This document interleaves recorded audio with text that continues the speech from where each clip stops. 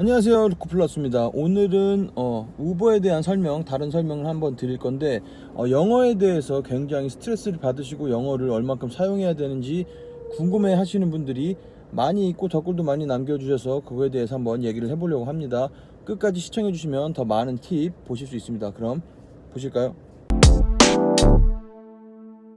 우버를 시작하실 때 영어에 대해서 굉장히 스트레스를 받으시는 분들이 많더라고요. 호주에 오신 지 얼마 안 되신 분들도 많고, 워킹홀리데이인데 신청해서 하시려는 분들도 있고, 본인이 원하는 만큼 영어를 사용하실 수 있습니다. 뭐 그렇게 스트레스 받지 않으셔도 돼요.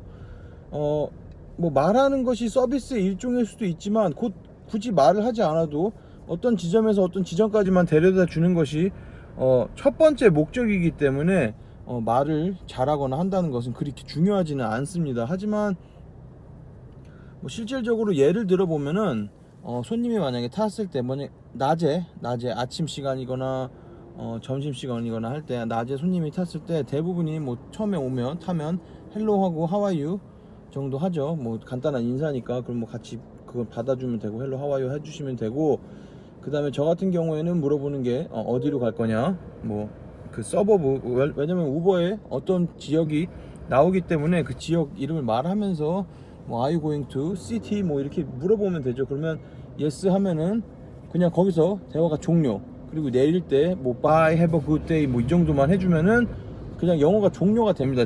대부분의 분들이 그래요. 대략 손님의 70% 정도는 대부분 이 정도 인사말만 하고 끝이 나는 경우가 대부분입니다. 하지만 우리나라도 마찬가지인 것처럼 말하는 것을 좋아하시는 분들이 있죠. 좋아하시는 분들이 있어요. 근데 그런 분들이 타시면 대부분 물어보는 게 how's your day being 이런 것들을 물어봐요. 이런 것들을 물어보면은 오늘 하루가 어떻냐, 업무적인 거를 물어보는 경우가 대부분이죠. 그렇게 시작을 해요. 말이 그냥 제가 생각할 때 인사말을 건네고 처음 물어보는 게 how's your day being이 가장 많은 것 같아요. 그러면 업무적인 내용이기 때문에 오늘은 바빴다, 오늘은 사람이 별로 없네, 이 정도만 얘기하시면 되고, 거기서 대화를 이어나가고 싶으신 분들은 계속해서 대화를 하시면 됩니다. 제가 생각할 때 우버가 좋은 점이 영어를 늘리기에도 굉장히 좋은 그런 직업인 것 같습니다. 왜냐하면은 호주에 처음 오셔가지고 이제 많이 하시는 분들, 많이 하는 직업이 청소를 한다거나 아니면 공사장에서 일을 하신다거나 하시는 경우가 많고, 그런 일을 별로 선호를 하지 않습니다. 처음에 워킹홀리데이로 오시거나 학생비자로 오시거나 하시는 분들은 영어를 배우는 목적도 굉장히 크기 때문에, 일을 하는 목적도 있지만 영어를 배우는 목적이 굉장히 크기 때문에 그런 곳에서 일을 하면 한인들과 일을 하게 되고, 청소를 하는데 솔직히 말을 하거나 이런 건 없기 때문에 그렇기 때문에 선호하시는 직업이라고 한다면은 레스토랑에서 일을 한다거나, 그러면 호주 사람들이랑 만날 기회가 있다고 생각이 되기 때문에 레스토랑에서 일을 한다거나 아니면 호텔 쪽에서 일을 한다거나 그런 등등등의 일을 선호를 하시는데, 그 일들도 마찬가지예요. 만약에 들어가서 일을 해보시면 아시겠지만 업무적으로 일할 수 있는 것들이 한계가 있다는 거죠. 손님이 만약에 오면 메뉴 어떤 거 필요한지 물어보고, 그 다음에 땡큐 정도고, 음식 맛이 어떻냐 이 정도만 할 수 있는 거지, 손님들과 수다를 떨 수 있는 기회는 솔직히 없다는 겁니다.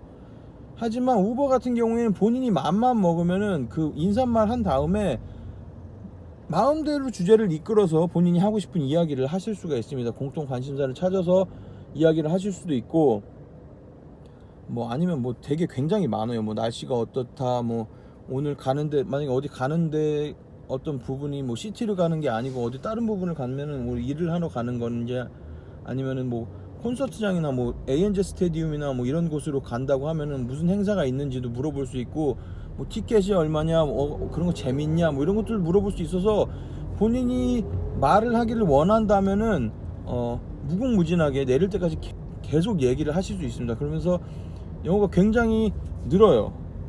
늘 수밖에 없죠. 그리고 본인 일반적으로 얘기할 수 있는 일반 회화가 굉장히 늡니다. 그래서 영어를 배우시려고 하시는 분들한테도 굉장히 좋은 것 같습니다. 제가 생각하는 바로는 이렇게 사람들과 앉아서 1대1로 외국 사람들과 앉아서 얘기할 수 있는 그런 직업은 거의 없다고 생각이 됩니다.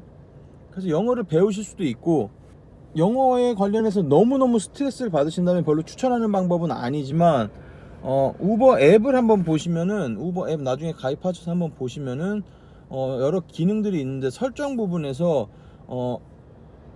청각 장애가 있기 때문에 소리를 듣지 못합니다 라는 것을, 그런 기능을 키고 끌 수 있는 기능이 있습니다. 그걸 만약에 켜두면은 타는 손님이 그 정보를 받게 됩니다. 드라이버가 청각 장애가 있으니까 만약에 궁금한 거나 이런 것들이 있으면 문자로 보내라, 뭐 이런 식으로 문구가 가요.